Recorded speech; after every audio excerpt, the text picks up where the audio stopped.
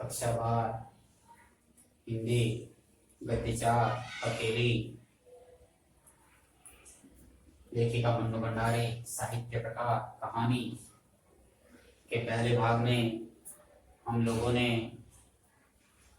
लेखक लेखिका परिचय या लेखक परिचय और प्रस्तुत कहानी की संक्षिप्त भाग को देखा है, दूसरे कहानी को देखा है और दूसरे भाग में हमें कहानी का आदर्श पठन करके उसकी समझूती जानकारी को हमें प्राप्त की गई है। आज जहाँ से बाकी है वहाँ से आगे चलते हैं।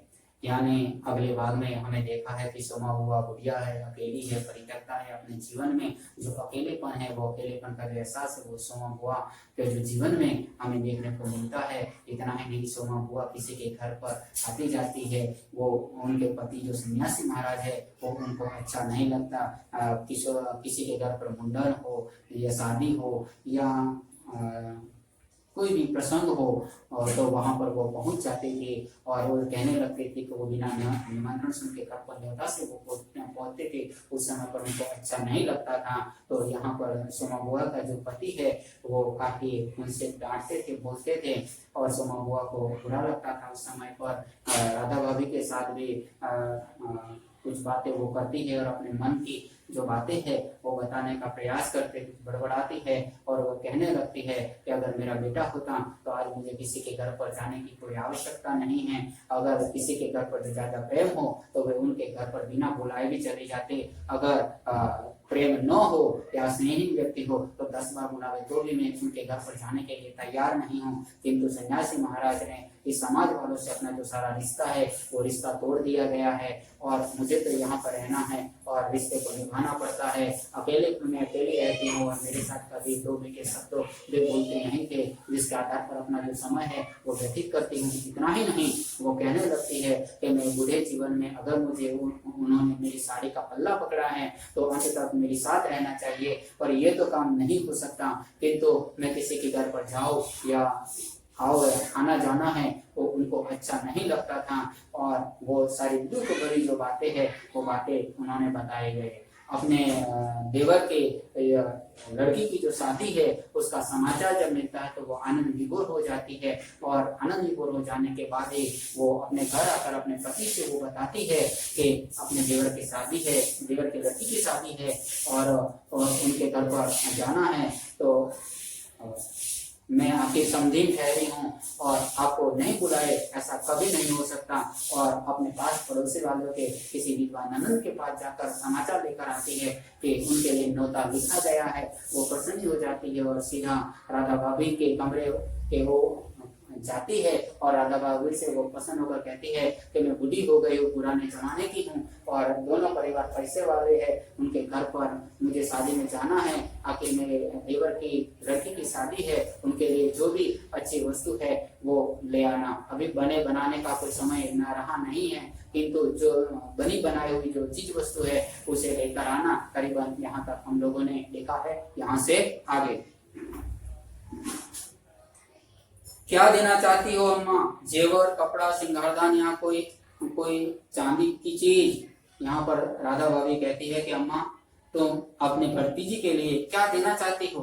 जेवर देना चाहती हो। जेवर का मतलब होता है सोने का गहना, कपड़ा या सिंगारदान या कोई चांदी की कोई वस्तु देना चाहती हो। मैं तो कुछ भी नहीं समझू रही, जो कुछ पास है तुझे लाकर दे देती हूँ, जो तू ठीक समझे ले आना, बस बद नहीं उठनी चाहिए। अच्छा देखो पहले कितने रुपए है। और वे डगमगाते कदमों से नीचे आई।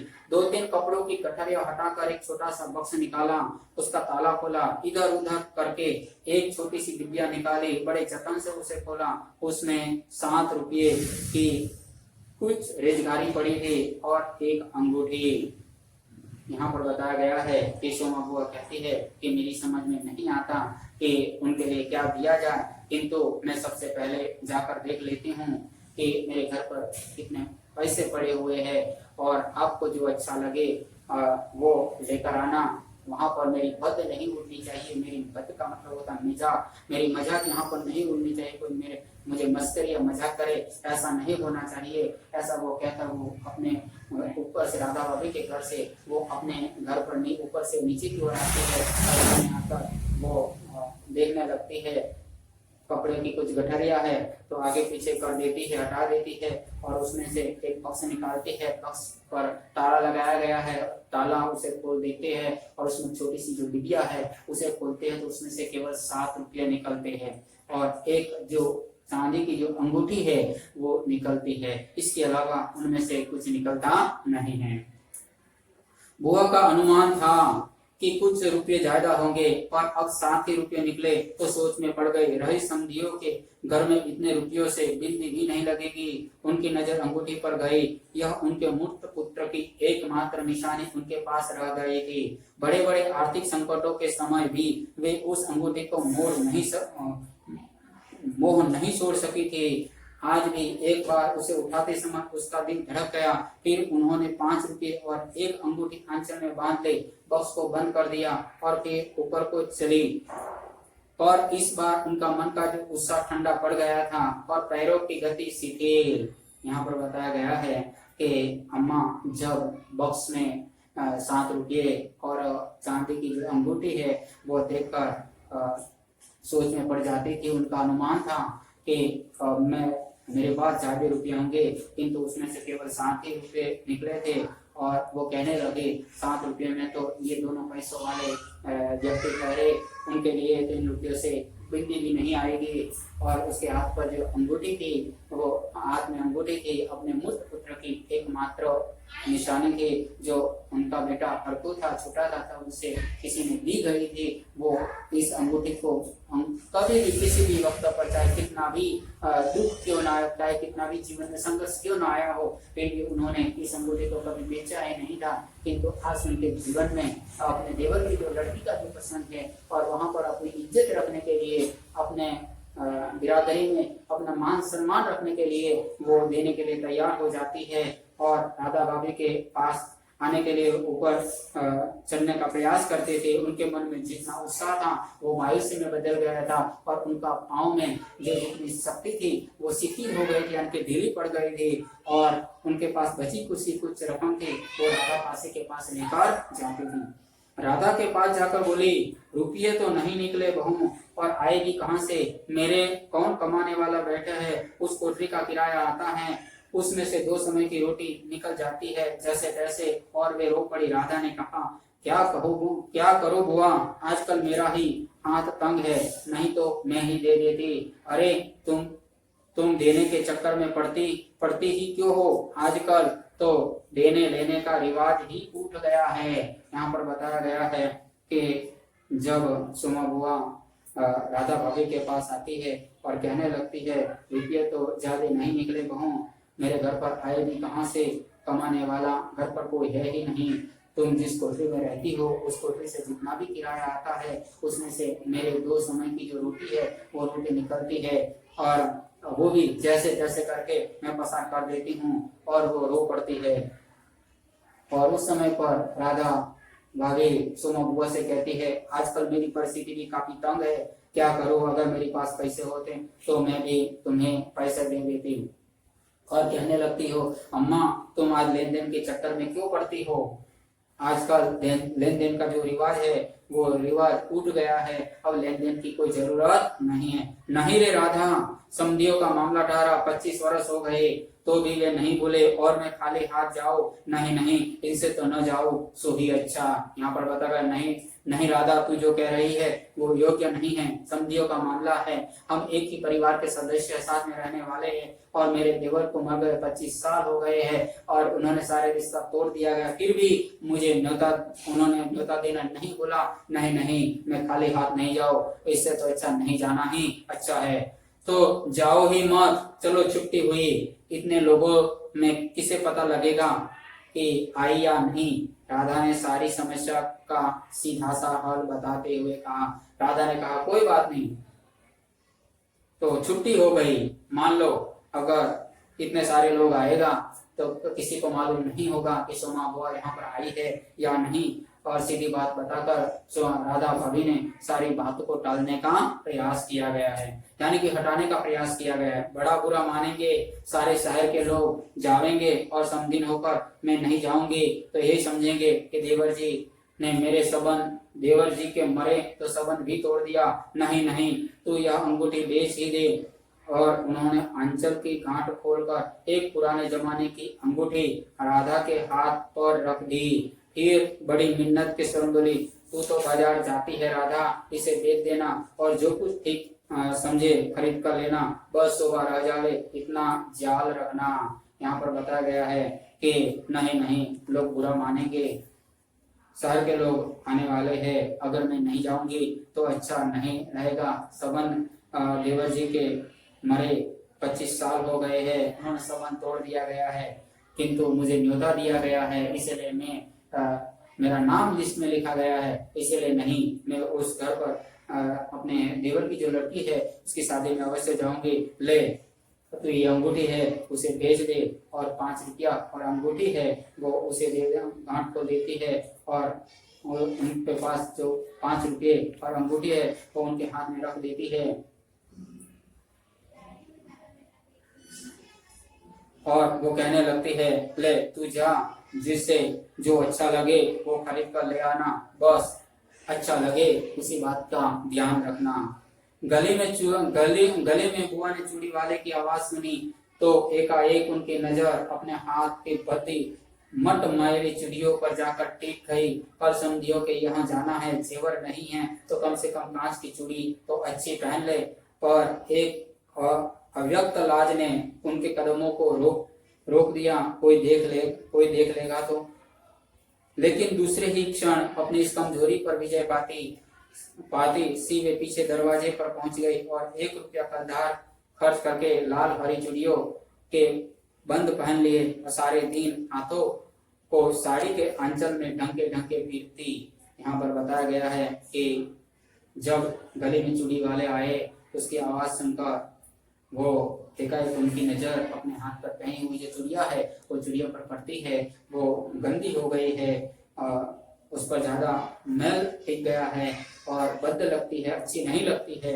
और समझिए कि यहाँ पर जाना है किंतु जेवर नहीं है, तो कोई बात नहीं, कम से कम कांच की चूड़ी तो होनी चाहिए, ऐसा वो समझ लेती है और अगस्त हो जाती है। किंतु कदमों उनकी जो राज इज्जत है वो इज्जत बचाने के लिए वे दूसरे क्षण में विजय प्राप्त कर लेती थी। कहती है कि अपने पास जो भी रुपये थे उसमें से 1 रुपया लेकर वो पहुंच जाती है और तुरंत ही कलधार खर्च करके लाल और हरे रंग की जो चूड़िया है वो चूड़िया पहन लेती है और अपने हाथ को पूरे दिन तक साड़ी में ढंग कर रखती है ताकि मेरी जो लाल और हरे रंग की जो चूड़िया है वो गंदी न हो जाए। यानी कि अम्मा के मन में अपने देवर की जो लड़की है उसकी शादी का कितना भी उत्साह है, वो उत्साह हमें देखने को मिलता है कि परिवार में जब किसी भी प्रकार का प्रसंग हो तो सोमा बुआ चाहे उनके रिश्ता तोड़ दिया गया है फिर भी प्रसन्नता का जो अनुभव है वो सोमा बुआ के चरित्र में हमें देखने को मिलता है। शाम को राधा भाभी ने बुआ को चांदी की एक सिंदूरदानी, एक साड़ी और एक ब्लाउज का कपड़ा लाकर दे दिया।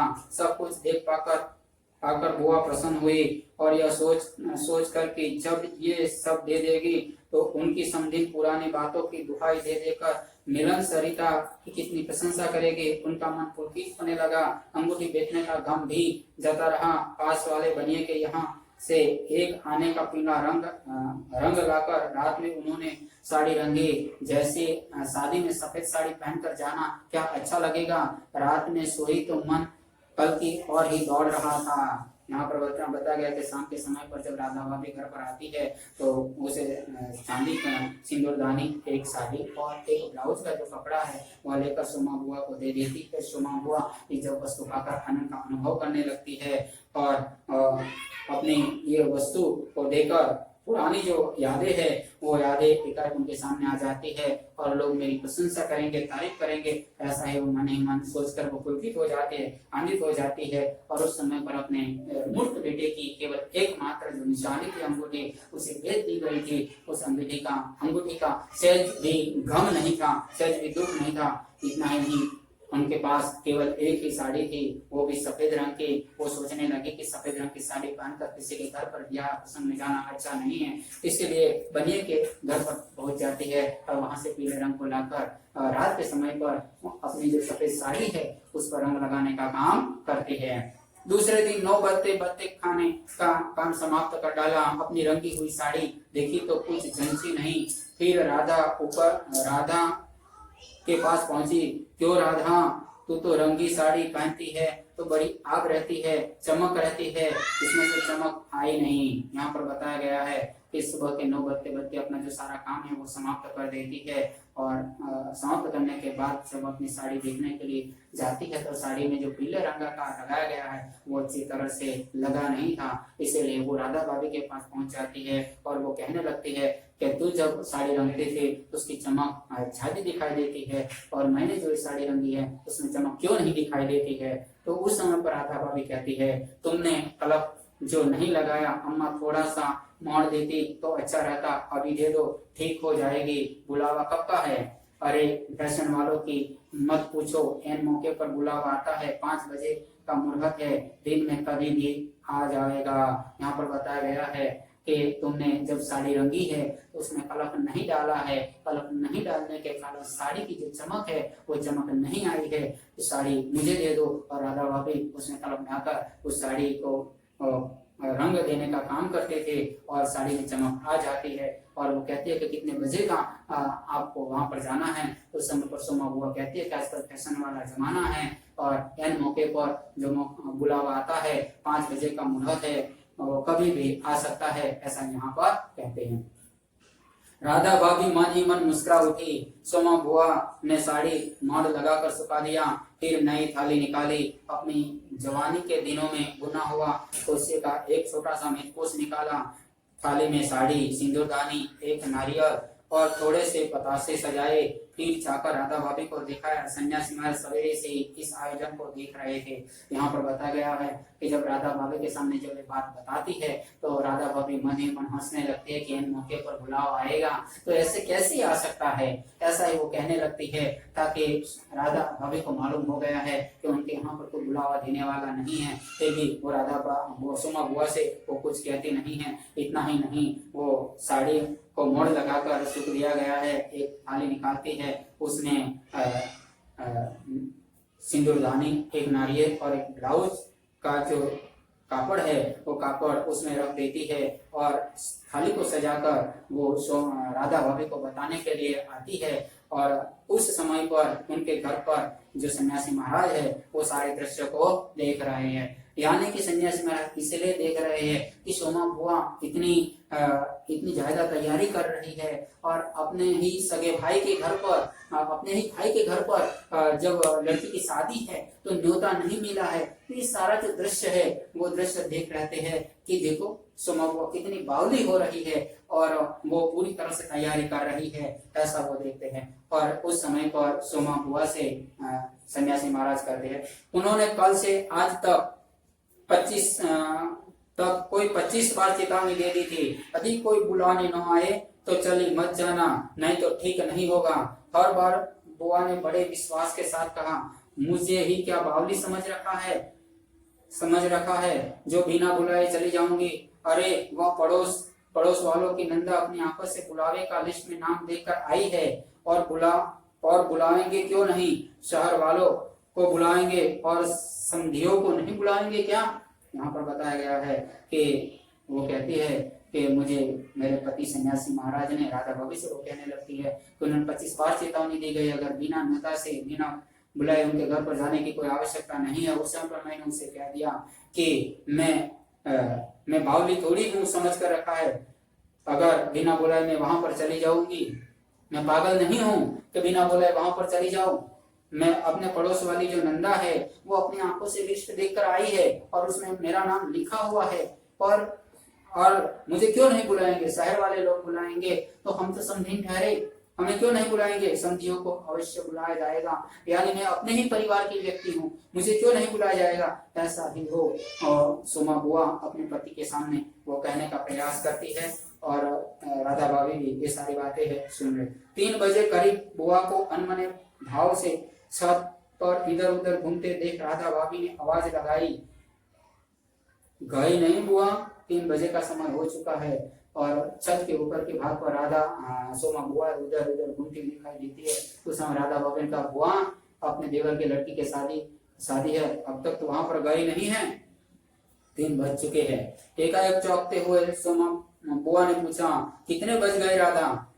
क्या कहा? 3? सर्दी में तो 3 का पता ही नहीं लगता। बजे 3 ही है और धूप सारी सब पर ऐसे ही सिमट गई मानो शाम हो गई हो।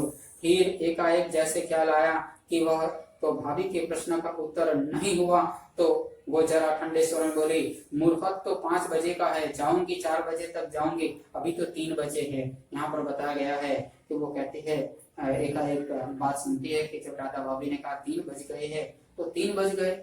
सर्दी का मौसम है और दिन कैसे चले जाते हैं वो मालूम नहीं होता, और अपने इस प्रश्न का कोई जवाब नहीं दिया था, इसीलिए सोमा बुआ ने धीरे से ठंडे स्वर में बोली, मुहूर्त 5 बजे का है, मैं 4 बजे तक वहां पर पहुंच जाऊंगी, अभी तो 3 ही बजे है। ऐसा वो राधा भाभी से कहने लगती है। बड़ी सावधानी से उन्होंने स्वर में लापरवाही का कूट दिया। बुआ छत पर से गली में नजर फैलाए खड़ी थी।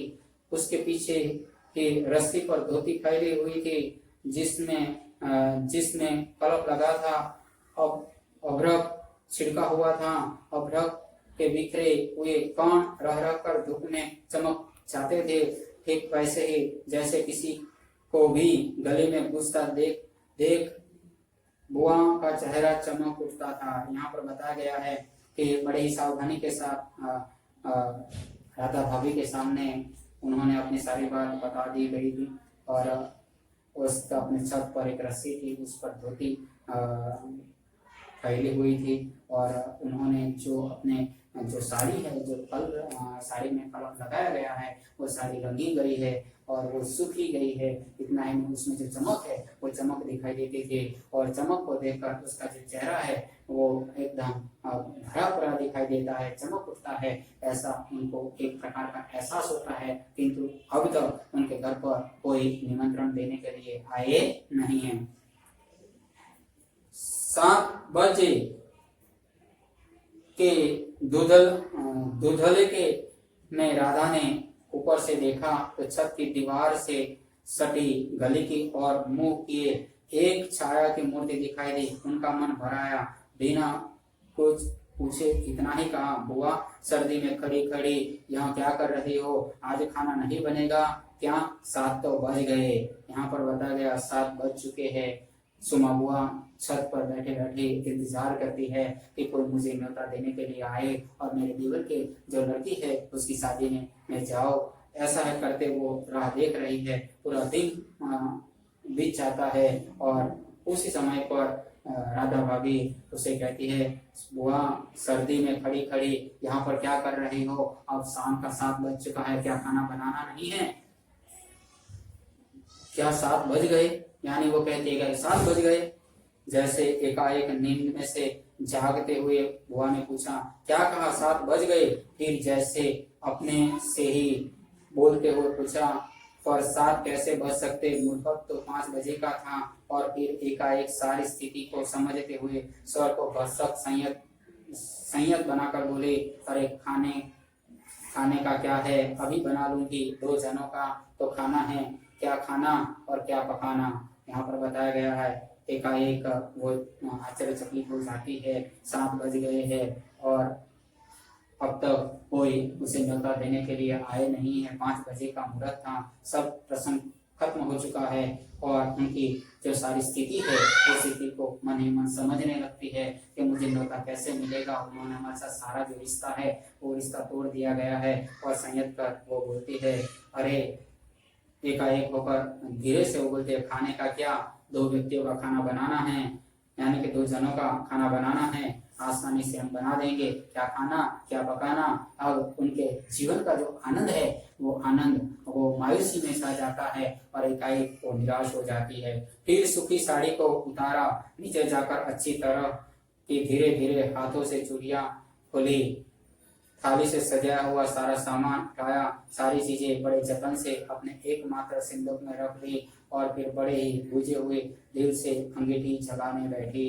यहाँ पर बताया गया है कि वो छत से नीचे उतर जाती है और अपने हाथ तक पहनी हुई जो चिड़िया है धीरे धीरे हाथों से जो चिड़िया है वो खोल देती है, यानी निकालने का प्रयास करती है। और उन्होंने जो भी बड़े तैयारी के साथ जो सिंदूर थाली तैयार कर दी गई थी वो भी सामान उसमें से उठा लेती है और बाद में वो अंगीठी अंगीठी का मतलब होता है चूल्हा, वो अंगीठी जलाने के लिए बैठ जाती है और पूरा जो दिन है वो खत्म हो जाता है। यानी कि इस कहानी में यहाँ पर बताया गया है कि सोमा बुआ को न्योता मिलता नहीं है। यहाँ पर आपकी जो कहानी है वो खत्म हो जाती है। यानी कि इस पूरे भाग में बताया गया है कि सोमा बुआ अपने देवर के लड़की की जो शादी है उस शादी में उसे न्योता मिलने के लिए वो काफी आनंद विभोर हो रही थी, किंतु समय बीतता जाता है। पूर्ण रूप से उन्होंने तैयारी कर दी गई थी। अपने एक बेटे की जो याद की अंगूठी थी वो भी उन्होंने बेच दी, कुछ बचे कुछ रुपये थे वो भी उन्होंने बेच दिया था, वो भी राधा भाभी के हाथ में दे दिया था। और उनमें से जो राधा भाभी जो योग्य वस्तु है वो लेकर उसके घर पर आती थी और जो सारा जो शादी का जो उमंग था, उत्साह था, वो मायूसी में बदल जाता है और अंत समय तक वो राह देखने लगती है, किंतु उसे सफलता मिलती नहीं है। इतना ही नहीं, उनके पति सन्यासी महाराज ने कई बार कहा है कि बिना न्योता से उनके घर पर जाना अच्छा नहीं है। अंत में शाम के 7 बज जाते हैं और उनको न्योता मिलता नहीं है और वो मायूस होकर नीचे आ जाती है। यानी कि इस कहानी से हमें ये देखने को मिलता है कि सोमा बुआ आपके जीवन में जो एकांकीपन है, जो दुख है, वो दुख की जो भरी पूरी जो कहानी है वो हमें देखने को मिलती है। और उनका जो मातृत्व जो भाव है, किसी के घर पर आना जाना का जो एक सहज जो चरित्र है वो हमारे सामने देखने को मिलता है। अतः अकेली कहानी में सोमा बुआ का जो चरित्र है वो काफी अच्छा सहानुभूतिपूर्ण चरित्र हमें देखने को मिलता है। नमस्कार।